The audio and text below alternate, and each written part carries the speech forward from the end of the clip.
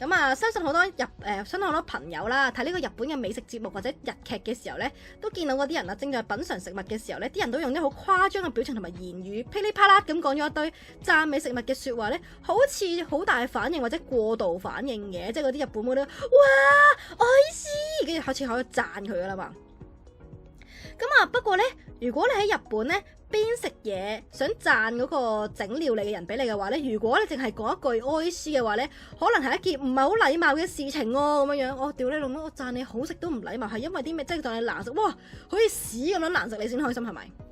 點解呢？咁啊，又話說呢個係一個應該係小紅書嗰啲，係小紅書啲投稿嚟嘅。咁有國人就話啦，我食飯嘅時候講咗句愛斯ですね，結果成台都安靜咗。咁係咩呢？佢就話啦，第一次啊，哇咁細張圖嘅，第一次咧去日本嘅朋友屋企食飯，咁佢媽媽咧就整咗一道傳統嘅料理出嚟，咁啊食咗一啖啦，就點頭就愛斯ですね咁樣樣。咁結果朋友嘅媽媽咧只係禮貌咁點頭，咁啊後來咧朋友私底下話啦，喂，你啱啱就係講句愛斯ですね，好似好敷衍喎。咁我就驚訝啦，就話吓？愛斯唔係就係好食咩咁樣樣，咁所以就得到呢個 post 就話你就係講愛斯唔夠誠意啊，你應該要講到天花亂墜咁先啱嘅咁樣樣。即係呢個小編就啦，其實咧我都唔係日本老師，我都唔係好清楚點樣解釋啊。大概係你諗下，如果你食嘢冇愛斯嘅前後加啲嘢，譬如話哇好多啲愛斯，或者話愛斯マジで咁樣嘅話呢，人哋就覺得你好似好敷衍咁樣樣。咁所以呢，如果大家食到人哋整嘢食嘅時候，食到人親手整嘅食物嘅時候呢，記得要講多啲先係禮貌啊！亦都歡迎有日文教學經驗嘅朋友嚟解釋一下點解日本只係講愛斯會俾人哋嗰種一種敷衍嘅感覺。唉，即係做日本人呢，你即係唔好話啲咩啊！你唔好話點解佢要自閉，點解佢要唔返學，點解大家都要跳樓啊！讚下你啫，都要俾你喺度話你讚我，你咪敷衍我啊！哇，好撚難搞咯，仲難搞過港女朋友咯，即係咁講，你女朋友問你 BB 啊，今日靚唔靚啊？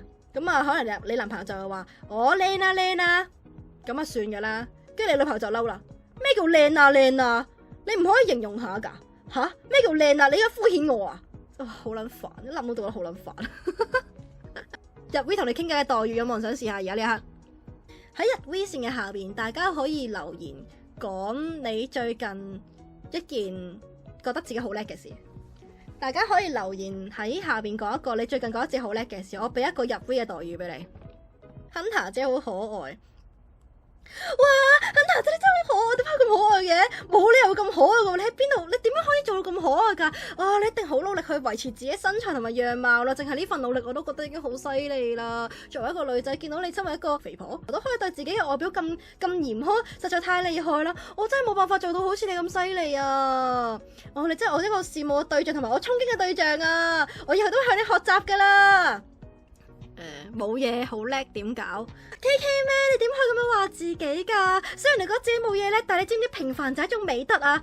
你呢啲人唔會奪去身邊人嘅光芒，你會靜靜地擺自己一個適合嘅位置，然後去凸顯其他人嘅厲害嘅地方。你知唔知呢一種謙虛，呢一種禮讓，唔係個個都做到噶？你點會係冇叻嘅地方？你淨係做到呢樣已經好叻啦！嚟，俾信心自己，你可以做到噶！加油 KK 咩？我會永遠支持你噶。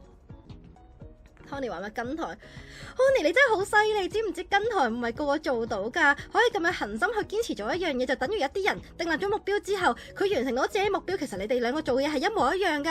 當然有啲人嘅目標可能係好犀利噶啦，可能話自己每一日都要去學一個生字或者去讀一篇文咁樣樣。但係你知唔知啊 Honey 你付出嘅努力同佢哋係一樣噶，因為你可以堅持做到每一日去堅持做嘅嘢，呢件事已經好犀利，好值得學習噶啦。所以 Honey 你要加油啊，我會支持你噶。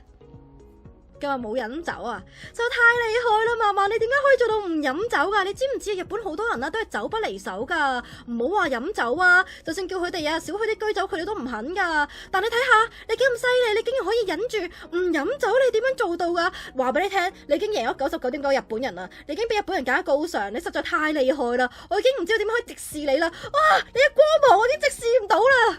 生存多一日。Sunshine，你知唔知生存係件好難嘅事嚟㗎？雖然你覺得話只要有脈搏有呼吸就係生存，其實唔係㗎。作為我哋一個咁嘅人類，要翻工啦，有咁多辛苦嘢要去諗啦，仲要你啱結完婚，面對壓力一定唔少。雖然你結完婚之後呢，有好多嘢可以唔使做，至少諗少咗啲酒席啊、婚宴之類嘅問題。但我明白㗎，有陣時結完婚每日翻到去對住嗰碌咁樣都好麻煩，可能有陣時都打柒佢。我明白㗎。所以你話生存咗一日，睇落去好似一件好小嘅事，但你知唔知呢一件其實係好偉大嘅行為？就好似美國嘅太空人登陸咗月球之後嘅嗰一小步一樣。雖然你過嘅只一小日，但係對於你人生嚟講，已經係一個好大嘅進步。加油啊，Sunshine！你一定可以好似你個名咁樣閃閃發光，我會支持你噶。兩塊炸豬扒炸到 Rebecca 咁，兩塊豬扒炸到好似 Rebecca 咁，你知唔知？其實你以為自己係失誤？唔係，其實你即係彰顯緊你自己嘅善心，你知道嗎？ DEI 嘅世界入邊 Rebecca 呢一種黑色嘅人種係最高尚嘅情操，係最高尚嘅存在。你竟然可以犧牲自己兩塊美味嘅豬扒，將佢變成 Rebecca 咁，其實呢個唔係你嘅失誤，你係打從心裏邊尊敬緊 Rebecca 呢一種人種。所以我覺得你嘅善心同埋你嘅善意係比任何一個人都更加偉大噶。你竟然為咗宣揚 Rebecca 呢一個物種，你願意犧牲自己兩塊豬扒，實在太偉大啦！除咗敬佩你之外，我都唔知佢做啲咩好。加油啊，龍澤，我會支持你噶。收工瞓着咗，成班同事已經走晒。他呢一種境界，呢種心態唔係個個都可以做到嘅，你知唔知啊？竟然可以咁多人離開公司，傾拎卡啦，乒乒乓乓咁嘅時候，你都可以瞓得咁入神。話俾你聽，你係 relax 之神。relax 之鬼，呢個世界上冇人可以俾你就有更加高嘅層次同埋更加高嘅情操。呢件事你雖然講出嚟好似好柒咁，但話俾你聽，你試問一下，周邊有邊個人可以做到你咁樣樣啊？而且你熱愛公司嘅程度已經係將公司變成好似自己屋企咁，瞓都喺公司度瞓。呢一樣嘢，我相信你老闆一定好欣賞你噶。加油啊，他，我會支持你噶。跟住之後就係瞓咗1個鐘，太厲害啦！你只係瞓咗1個鐘，你知唔知人體正常睡眠時間需要8個鐘啊？但你竟然犧牲咗嗰7個鐘嘅時間去做一啲唔知乜嘢，我諗你一定係好犀利噶啦！如果唔係犀利嘅人或者精神層面冇咁強大人，根本冇可能淨係瞓1個鐘。你一定係好犀利，同埋你都好攰噶啦！我希望你今晚可以瞓翻多少少啦，我好擔心你嘅身體啊 ，KL， 千祈唔好有事啊！如果你有事嘅話，大家都好擔心你噶，加油啊，工作，我哋會支持你噶。哇！聽呢個頭實在太有教育意義啦，每日都有唔同嘅話題令我吸收到屌你老母，令我吸收好多唔同嘅知識啊，同埋呢位啲人真係好有趣啊！無論咩話題都好有特別嘅見解，我真係好中意睇呢個台啊！